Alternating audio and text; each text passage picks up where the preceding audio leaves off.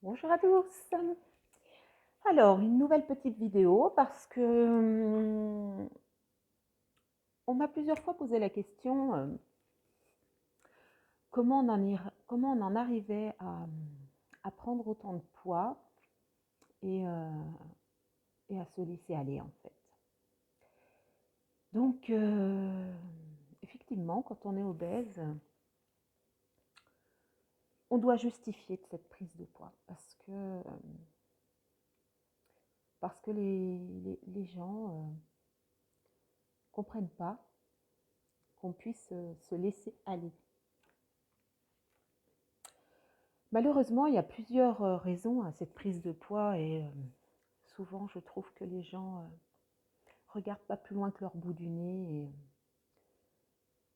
et sont fermés, sont fermés.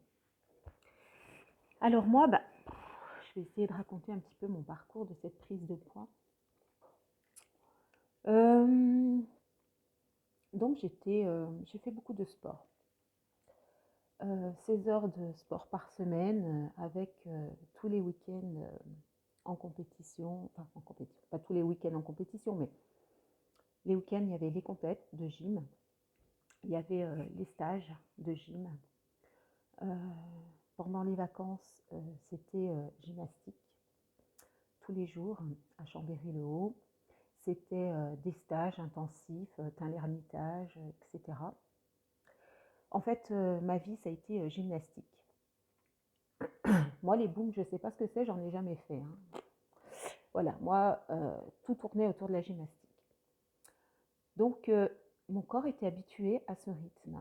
Et puis, j'ai eu des gros problèmes de dos. Et du jour au lendemain, j'ai dû arrêter le sport.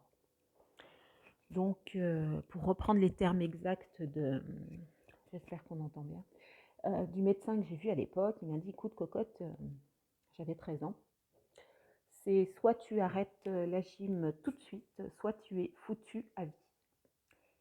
Donc, j'ai arrêté le sport. Malheureusement, cet arrêt de sport, du jour au lendemain, m'a fait prendre à l'époque plus de 10 kilos.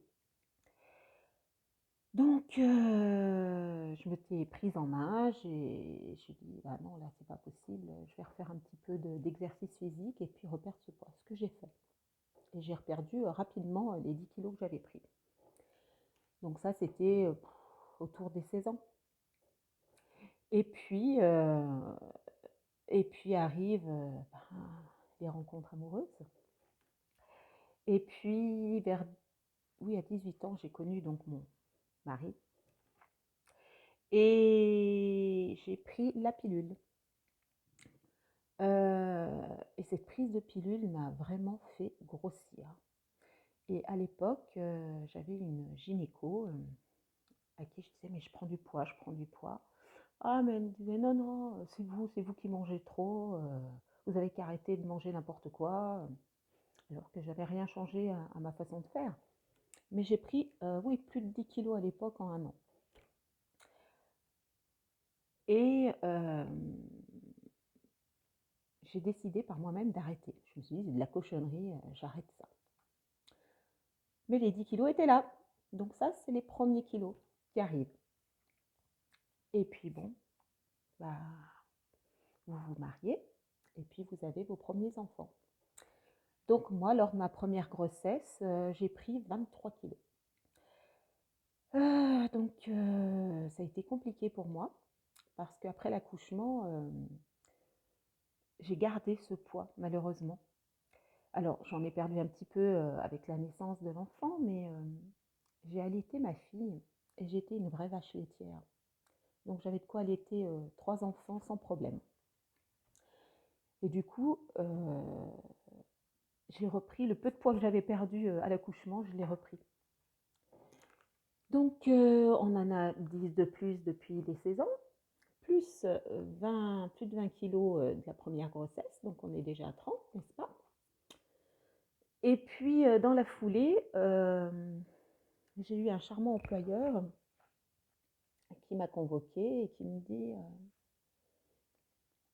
il faut que tu Mireille, il faut que tu reprennes le boulot là parce que c'est pas possible, on a besoin de toi. Donc j'ai repris le travail rapidement et j'ai dû arrêter d'allaiter ma fille. Et donc j'ai pris des médicaments parce que j'avais tellement de lait qu'il fallait couper. Et le problème, c'est qu'en fait, ça s'est jamais arrêté. Et je pense que j'ai eu déjà là un premier dérèglement hormonal, mais qui n'a pas été pris en compte, malgré le fait que j'en parlais au médecin. Je disais, mais ça fait 1 an que j'ai arrêté d'allaiter, j'ai toujours des montées de lait. Au bout d'1 an, j'avais toujours des montées de lait.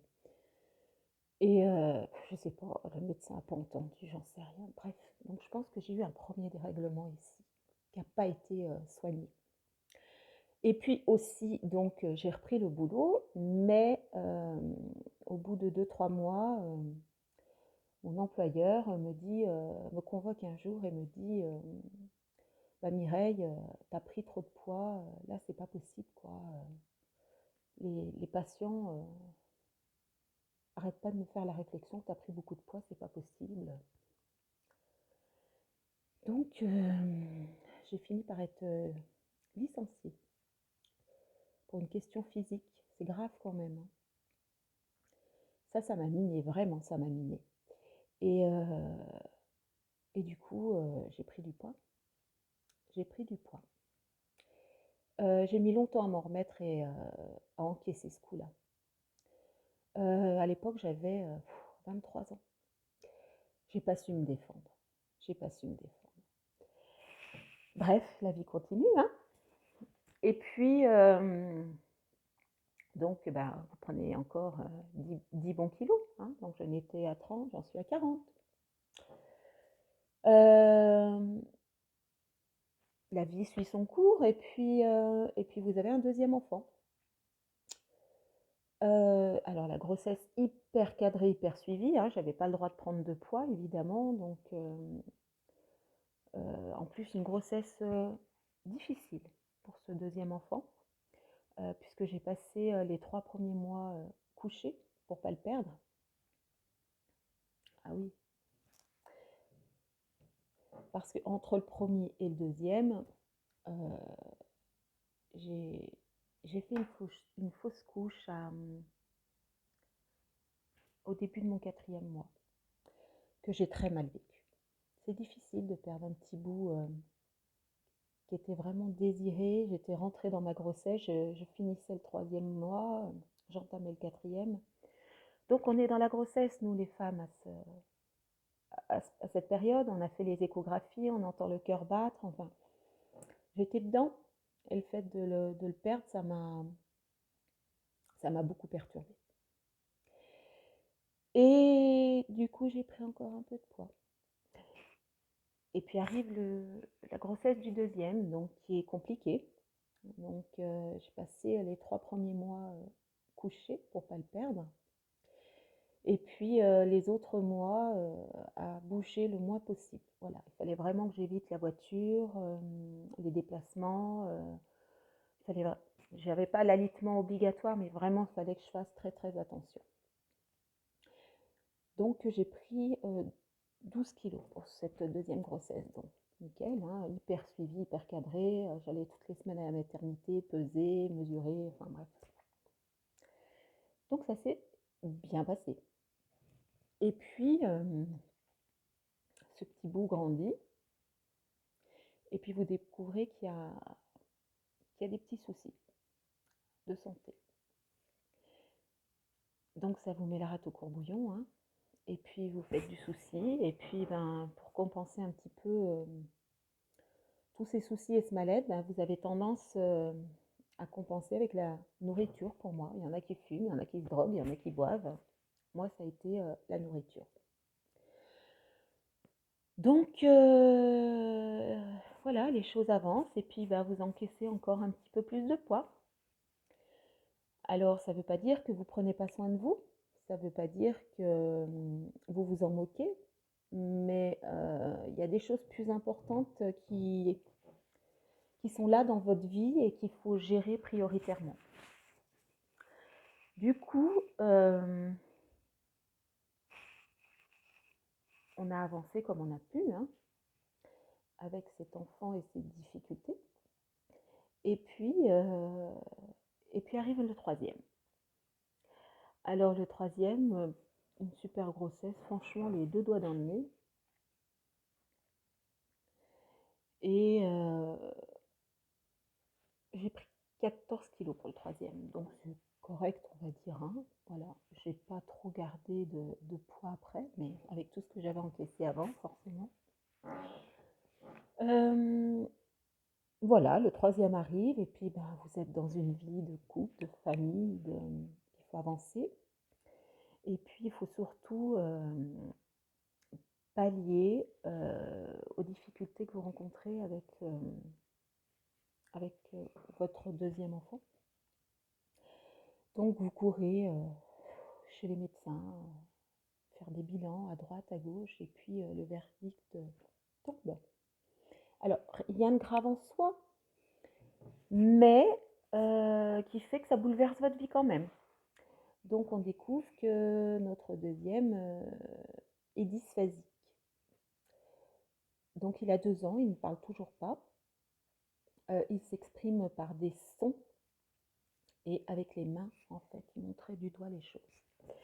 Il n'y a que moi qui le comprends. Voilà. Parce que il est dans l'incapacité de prononcer le moindre mot. Donc vous dites, bah, mais qu'est-ce qui arrive, comment on va gérer ça, et comment cet enfant va se construire dans ce monde, dans cette société. Donc ça vous interroge, et vous essayez de trouver des solutions. Mais tout ça, ça vous bouffe en fait. Donc vous compensez tous ces soucis, ce mal-être, pour moi, par la nourriture. Et donc, comme je dis que rien n'arrive par hasard dans la vie quand même, il y a un appel téléphonique et je suis obligée de répondre. Je mets sur pause.